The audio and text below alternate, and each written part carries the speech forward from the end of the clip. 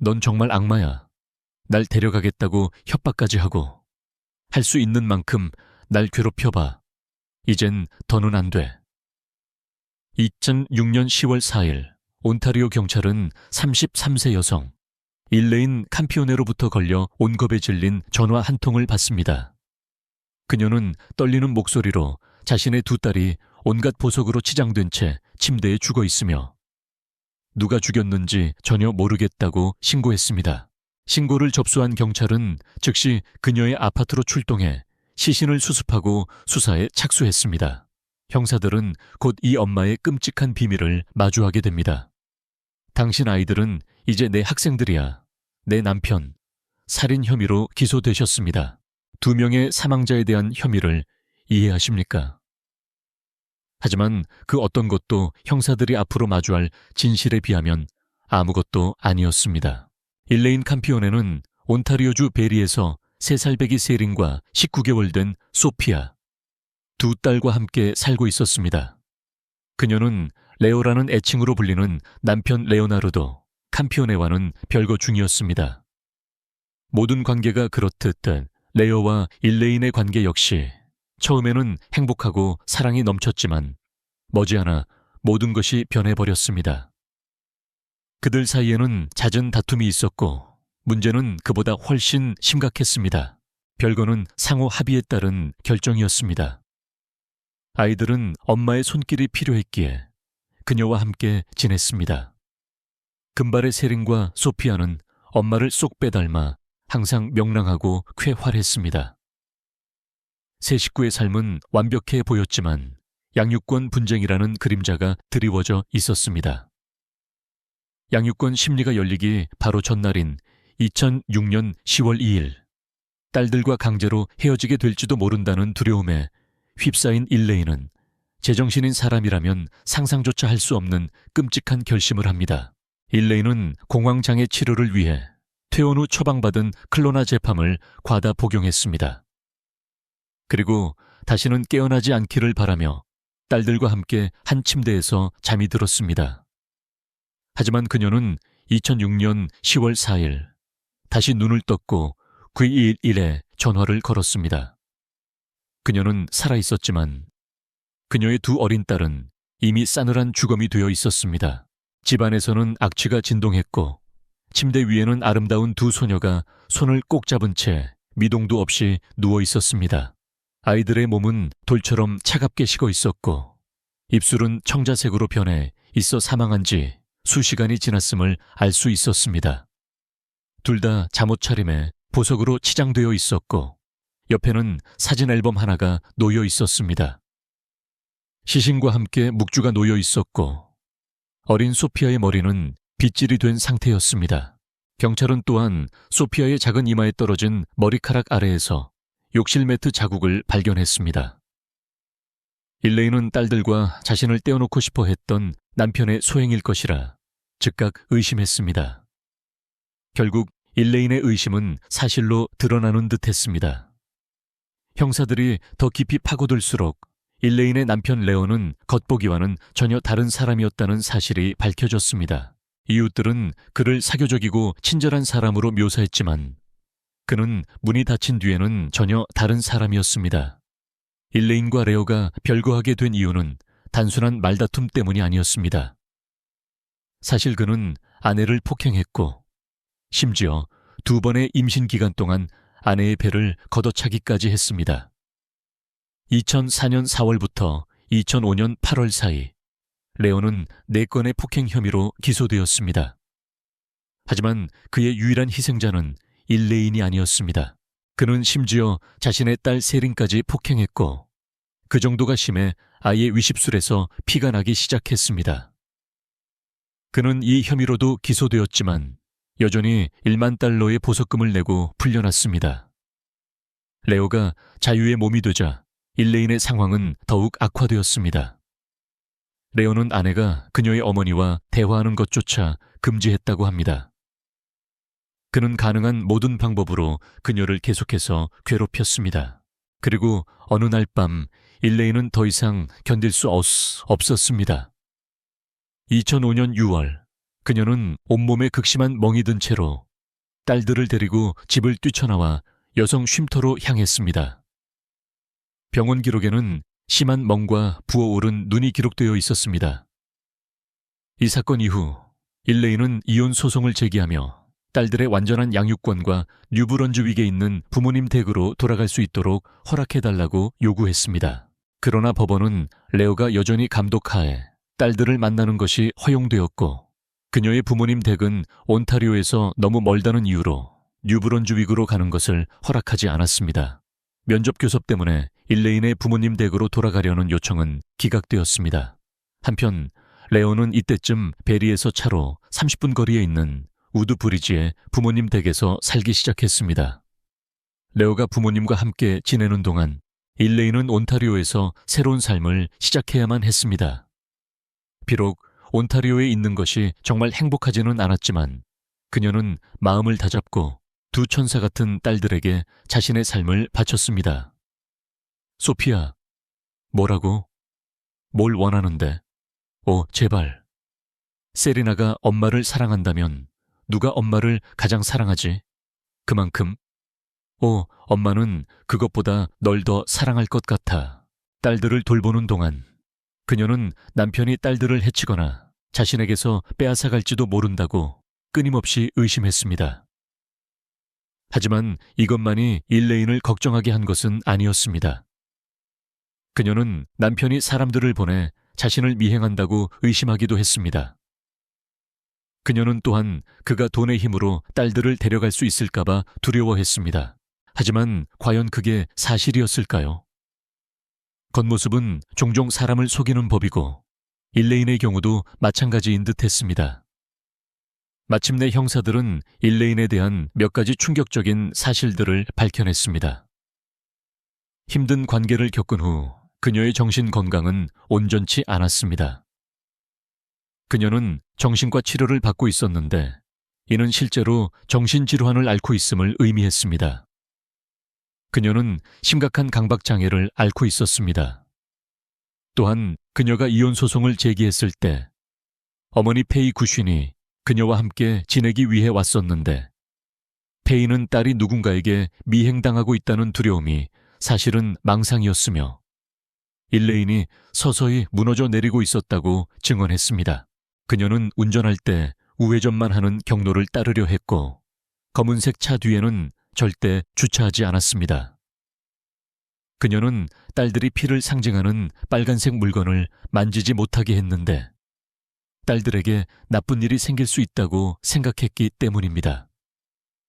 그녀는 심지어 외계인을 볼 수 있다고 주장하기도 했습니다. 수사관들이 일레인에 대해 더 조사하자 이야기들이 계속해서 쌓여갔습니다. 이혼 소송을 제기한 직후 그녀는 갑자기 딸들을 데리고 시댁에 나타났습니다. 그녀의 시아버지 디에고는 당시 일레인이 거의 앞뒤가 맞지 않는 말을 했으며 아이들은 영양실조 상태였다고 주장했습니다. 아이들 중 한 명은 심지어 기저귀 발진까지 있었습니다.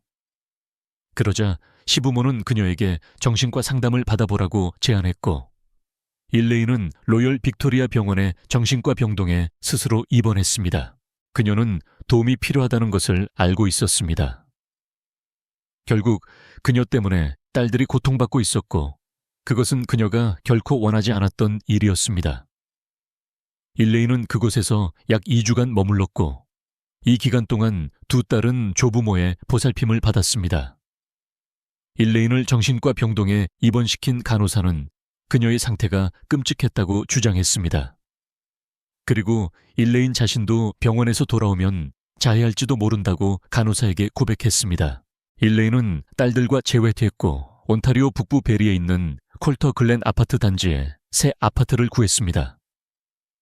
한편 레오도 분노 조절 및 중독 상담에 참여하기 시작했습니다. 그는 점차 행동의 개선을 보이기 시작했습니다. 치료센터의 전무의사는 레오가 세션에 참여한 이후 훨씬 나아졌다고 말했습니다. 그는 레오가 술을 완전히 끊었다고 말했습니다. 심지어 러와 딸들의 면접 교섭 감독관도 마지막 만남에서 그의 행동에 상당한 변화가 있었다고 제안했습니다. 레오는 딸들을 보고 울기 시작했고 세린과 소피아도 아빠를 보고 행복해 보였습니다. 하지만 일레인은 이 사실에 별로 기뻐하지 않았고 아이들이 아빠와 만나는 것을 좋아하지 않았습니다. 그녀는 항상 그가 좋지 않은 일을 꾸미고 있다고 믿었습니다. 그녀는 딸들이 감독하에 면접 교섭 동안 아빠와 어떻게 하루를 보냈는지 이야기하는 것을 절대 허락하지 않았습니다. 이 모든 일이 일어나는 동안 일레인의 정신 건강은 악화되고 있었습니다. 그녀는 더 이상 딸들을 돌볼 상태가 아니었습니다. 2006년 초여름, 일레인은 두 번째로 딸들을 조부모에게 맡기고 정신과 치료를 받으러 갔습니다. 2006년 7월, 의사들이 그녀가 정신적으로 건강하다고 판단하여 퇴원시킨 후 일레인은 딸들과 재회했습니다. 거의 같은 시기에 레오도 당국으로부터 더 이상 자녀를 만나는데 감독이 필요하지 않다는 편지를 받았습니다. 이 편지는 레오에게는 기쁨이었지만 일레인에게는 공포였습니다.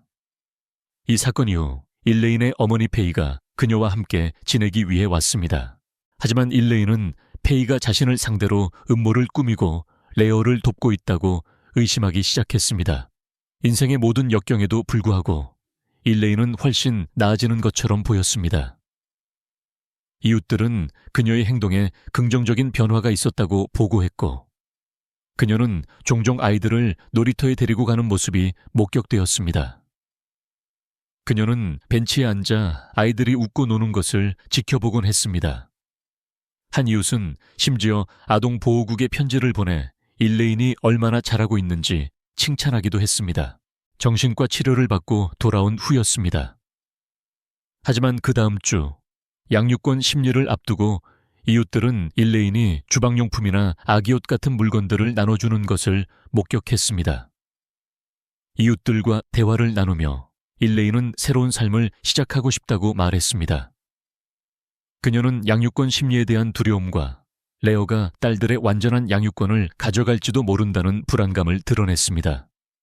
바로 그때 일레인은 자신의 삶을 끝내기로 결심했지만 결국 죽은 것은 그녀의 딸들이었습니다. 마침내 경찰이 도착해 그녀의 아파트를 수색했을 때 그들은 이 사건의 흐름을 바꿀 무언가를 발견했습니다. 그곳에는 일레인이 모든 것을 녹화한 비디오 카메라가 있었습니다. 경찰은 비디오 영상에서 두 어린 영혼이 죽은 채 발견되기 전후에 일레인이 촬영한 비디오들을 발견했습니다. 수사관들이 다음에 발견할 것은 그들의 정신을 날려버릴 것이었습니다.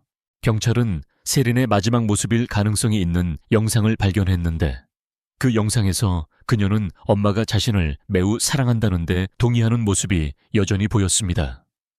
그녀는 자신의 엄마가 자신과 여동생을 죽일 것이라는 사실을 전혀 몰랐습니다.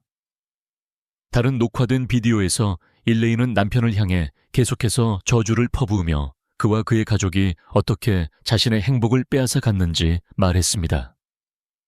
당신에게서 보호하는 거죠. 당신이 할 수 있는 것처럼. 당신은 더 이상 아빠가 아니야.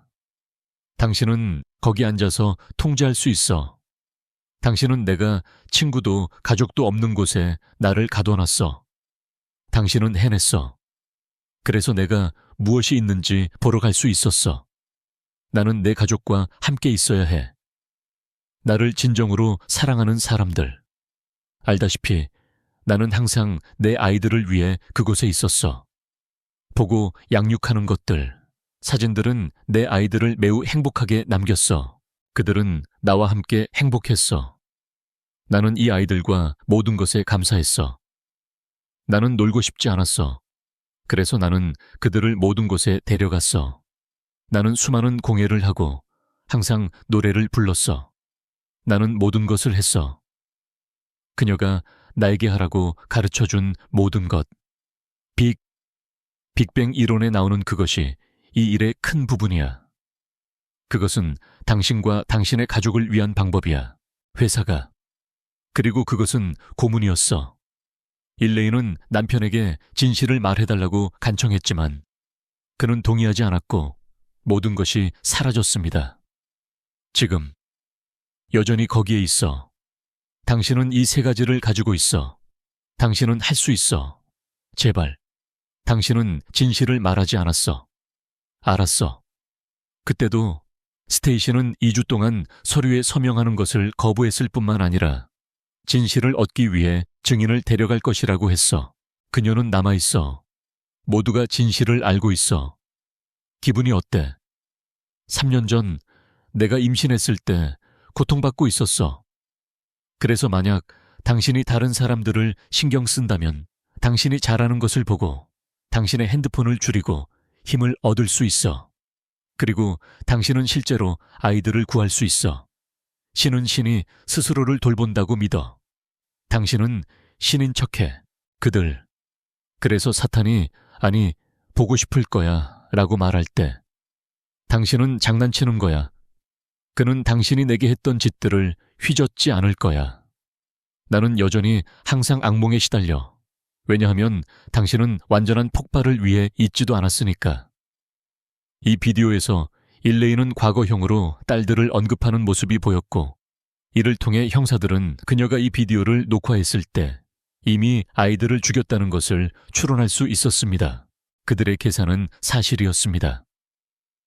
일레이는 두 딸을 죽이고 자신의 목숨도 끊으려 했습니다. 아이들을 살해한 후 일레이는 정신건강 문제로 처방받은 약을 과다 복용하려 했고 그 상황에서 다시 자신을 녹화했습니다. 그녀가 한 일은 당신에게 감명을 주지 않았어. 이건 마치 영화 같아. 알다시피 그래서 당신은 알고 싶어 해. 이것은 당신에게 어려운 측면이야. 당신의 일은 당신을 보내고 당신이 거부해야 할 음식이 무엇인지 보는 거야. 왜냐하면 그녀는 어떤 종류의 것이니까. 그래서 나는 제리와 교회에서 일하기로 선택했어. 그래서 그녀는 훨씬 더 많은 통제권을 얻을 것이었어. 그녀도 이것의 일부를 얻었어. 당신을 바꿔. 변할 거야. 심지어. 그래서 이것은 내가 그냥 그가 떠났으면 하는 것이야. 간단해. 이 약들의 이유. 이 영상에서 일레인이 무슨 말을 하려는지 명확하지 않았지만 한 가지 분명한 것은 그녀가 다시 남편을 향해 말하고 있었다는 점입니다. 안정적이고 사랑이 많은 엄마는 결코 자신의 딸들에게 이런 짓을 할 수 없었을 것입니다. 아마도 여기서는 경우가 달랐을 것입니다. 일레인의 어머니 페이는 딸이 2번의 임신 기간 동안 감당하기 힘들어했으며 세린과 소피아가 태어난 후에도 아이들에게 무관심했다고 말했습니다. 일레인이 둘째 딸 소피아를 낳은 후 부모님과 함께 살러 왔을 때 그녀는 계속해서 온타리오 사람들, 특히 레오의 사무실 사람들과 연락을 취했고 갓 태어난 아기에게는 거의 관심을 기울이지 않았습니다. 페이는 일레인이 아이들이 태어나기 전부터 항상 레오를 칭찬하려 했고 그를 두려워하기도 했다고 설명했습니다. 이 모든 정보를 바탕으로 수사관들은 편집증적인 살인 용의자를 특정했고 즉시 일레인 캄피오네를 체포하여 신문했습니다. 97번. 내가 살고 싶지 않다는 걸 이해해. 나는 원해. 이 아이들은 내 아기들이야. 신문이 시작되자 일레인은 매우 침착함을 유지하며 딸들을 죽이지 않았다고 주장했습니다. 그녀는 심지어 경찰에 전화했던 것조차 기억하지 못했습니다. 딸들. 그리고 당신은 말했죠. 다음으로 기억나는 건 집에 사람들이 들이닥친 거예요. 저는 오렌지색 옷을 입고 침실에서 나왔고 경찰관이 저에게 혐의에 대해 무언가 말하고 있었어요. 저는 제 딸들이 어디 있냐고 물었죠. 그들은 저를 쳐다보며 수갑을 채워야 한다고 말했고 들것에 올라타야 한다고 했어요. 저는 여전히 제 딸들이 어디 있는지 묻고 있었어요. 그리고 그녀는 딸들이 어디 있는지 전혀 모른다고 말했습니다.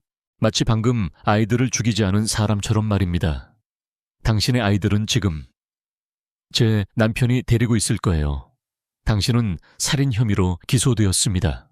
2명의 사망자에 대한 혐의를 이해하십니까? 일레인의 반응은 충격받았다기보다는 후회하는 것처럼 보였는데 이는 그녀의 상황에 비추어 볼 때 상당히 이례적이었습니다. 그녀는 이미 남편이 딸들을 데리고 있다고 추정한다고 말했습니다. 만약 그것이 사실이라면 그녀는 딸들의 죽음을 알게 되었을 때 충격을 받았어야 했지만 마치 무슨 일이 일어났는지 이미 알고 있었다는 듯이 울었습니다. 어느 시점에서든 물속으로 밀었나요? 확실해요, 에이미. 확실해요. 딸들을 물속으로 밀었는지 묻자 그녀는 즉시 부인했습니다. 신문이 계속되면서 일레이는 그날 밤의 어두운 비밀들을 털어놓기 시작했습니다. 그녀는 그날 밤 딸들에게서 평소와 다른 점들을 알아차렸다고 인정했습니다. 밤 9시, 10시쯤 놀러 왔어요. 저는 소피아와 함께 웅크리러 갔어요. 여러 자세로요. 그녀는 불려왔고 가족을 위해 션. 그래서 나는 그들 둘 다에게 이불을 덮어주었어. 그리고 영화를 잘랐어. 나와 함께 껴안고. 그녀는 이상한 색깔의 낮잠을 잤어. 그리고 그때 나는 책에 있는 무언가를 겪었어. 그것은 안심시키는 것이었어. 그녀는 찾고 있었어. 일레이는 그 끔찍한 사건에 대해 많이 기억하지 못하는 것 같았지만 딸들이 어떻게 행동했는지는 기억했습니다. 그녀는 늦었어. 아빠가 노력하고 있어. 그녀는 일어났어. 그녀는 가져갈 거야. 또는 둘 다. 보통 그녀는 보컬 음료를 마셔. 예를 들어 그들이 할 것처럼. 그녀는 하루 종일 피곤했어. 샨텔. 그녀가 그 시점에 잠들었을 때, 그 시점에 당신은 전화를 했나요? 아니면 확인 전화를 했나요? 이 모든 것이 흐릿해요. 아니요. 제가 기억하는 건 왜 그들이 차가운지 알아내려고 했던 것뿐이에요. 그리고 저는 그들을 깨우려고 흔들었어요. 보통 그들은 저를 위해 일어나지 않아요. 저는 소피를 불렀고 그녀는 자기 폰을 원했지만 움직이지 않았어요. 그리고 나서 그녀는 딸들의 입술색이 이상하고 몸에 이상한 색깔이 있는 것을 알아차렸습니다. 분명히 이 모든 두려움이 있었고 그들은 문을 열었어. 그녀는 분홍빛이었어. 더 이상 충격적인 색이 아니었어. 더 많은 볼, 더 이상한 발 모양이 그녀의 다리에서 잘려나갔어. 여기 있었어. 보라색. 이 시점에서 일레이는 그날 밤 무슨 일이 있었는지 실제로 알지 못했다는 것을 증명하려고 했습니다. 하지만 그녀가 다음에 한 말을 들을 때까지 기다려보세요. 마치 그건 깨끗해. 그리고 그녀는 돌아왔어. 거기에는 한 무리가 있어. 베티는 젠을 찾으며 충격에 빠져 있었어. 뇌가 다시 일어나고 크기가 커지고 있어. 피곤해지고 있어. 나는 약을 한 뭉치 먹었어. 나는 8살이었어. 그녀는 그날 밤 무슨 일이 있었는지 기억하지 못할 수도 있습니다. 왜냐하면 그녀는 약을 소지하고 있었고 심지어 그것을 인정했기 때문입니다. 그녀는 내내 심각한 정신질환의 징후를 분명히 보여주었고 마치 딸들에게 무슨 일이 있었는지 언제 경찰에 전화했는지조차 기억하지 못하는 것 같았습니다. 신문 내내 일레이는 그 끔찍한 밤에 일어난 일에 대해 명확하게 이해하지 못했는데 이는 정신문제의 명백한 징후였습니다. 하지만 잠깐 그녀에게 동정심을 느끼기 전에 그녀가 살인에 대해 질문을 받았을 때 그녀의 대답은 수사관들조차 충격에 빠뜨렸습니다. 무슨 일이 있었는지 말해줄 수 있는 사람은 한 명뿐이죠. 아이들은 어떻게 죽었나요? 그건 제가 말할 수 있는 부분이 아닙니다. 제가 할 수 있는 말은 당신이 죽였습니까? 말할 수 없습니다. 딸들의 죽음에 대해 자세히 설명하는 대신 즉시 변호사를 선임해달라고 요구하는 그녀의 모습은 어딘가 이상해 보였습니다. 그녀의 신문이 끝나고 두 소녀의 부검 보고서가 나왔을 때 그들은 욕조에 잠겨 익사했다는 사실이 밝혀졌습니다. 그들의 이마에는 욕조 바닥에 매트와 일치하는 멍이 있었고 폐에서도 물이 발견되었습니다. 수집된 모든 증거를 통해 수사관들에게 이것이 바로 그들의 친어머니에 의해 저질러진 일이라는 것이 명백해졌습니다. 일레인의 재판은 2010년 9월에 시작되었고 그녀는 2건의 1급 살인 혐의로 기소되었습니다. 그러나 그녀는 형사 책임이 없다고 주장하며 왕실 법정에서 무죄를 주장했습니다. 변호인단은 그녀가 정신건강 문제를 겪고 있었으며 그녀의 고통스러운 과거를 인용했습니다. 그러나 변호인단은 그녀가 아이들을 죽였다는 사실을 결코 부인하지 않았습니다. 변호인단은 그녀가 남편이 양육권을 얻는 것을 막기 위해 의도적으로 아이들을 죽였다고 주장했습니다. 검찰은 이 주장에 반박하기 위해 2명의 심리학자를 증인으로 내세웠고 그들은 그녀가 정신건강 문제를 겪고 있음에도 불구하고 무엇이 옳고 그른지를 구별할 수 있었다고 진술했습니다. 배심원단은 일레인이 정신질환을 겪고 있었음에도 불구하고 자신이 하고 있는 일이 도덕적으로나 법적으로 잘못되었다는 것을 인지하고 있었다고 판단했습니다. 2010년 11월 17일 일레인은 모든 혐의에 대해 유죄 판결을 받고 25년간 가석방 없는 종신형을 선고받았습니다. 일레인은 남편에 대한 복수의 형태로 딸들을 살해했으며 아이들을 아버지에게 보내지 않음으로써 실제로 구하고 있다고 생각했습니다. 그녀는 배심원단이 그녀의 형사 책임 여부를 제대로 판단하지 못했다고 주장하며 2010년 유죄 판결에 항소했습니다. 그러나 이 항소는 2015년에 기각되었습니다. 하지만 2019년 9월 캐나다 가석방위원회는 재활 목적으로 지역사회 봉사 및 개인 개발을 위해 일레인에게 호송아의 외출을 허용했습니다. 이 사건은 정신건강 문제의 다양한 단계와 그것이 촉발될 때 어떻게 누군가의 생명을 앗아갈 수 있는지를 보여주었습니다. 사회로서 우리는 도움이 필요한 사람들이 쉽게 도움을 받을 수 있도록 이 주제에 대해 공개적으로 이야기해야 합니다. 이 사건에서는 일레인과 레어 모두에게 잘못이 있었습니다. 레어는 그녀의 뇌를 자극하여 정신적인 문제를 겪게 했고 그녀는 자신이 어떤 대가를 치를지 깨닫지 못한 채 남편에게 복수하려는 지경에 이르렀습니다. 그는 여전히 아동복지당국을 비난하며 만약 딸들과 함께 살 수 있었다면 그들을 구할 수 있었을 것이라고 말합니다. 그러나 이 세상의 그 어떤 것도 스스로 결정을 내릴 기회조차 갖지 못했던 2 아름다운 영혼의 죽음을 정당화할 수는 없습니다. 그들의 운명은 이미 그들의 어머니에 의해 선택되었기 때문입니다. 이 사건에 대해 어떻게 생각하십니까? 실제로 누가 잘못이었을까요? 가능한 모든 순간에 아내의 정신을 시험한 러였을까요? 아니면 남편에게 복수하기 위해 그런 범죄를 저지르기 전에 2번 생각하지 않은 일레인이었을까요? 여러분의 생각을 댓글로 남겨주세요. 또한 만약 정신건강 문제로 어려움을 겪고 있다면 주저하지 말고 도움을 요청하세요. 그리고 주변에 정신건강 문제로 힘들어하는 사람이 있다면 부디 그들에게 손을 내밀어 주세요. 친절한 행동 하나가 큰 변화를 만듭니다.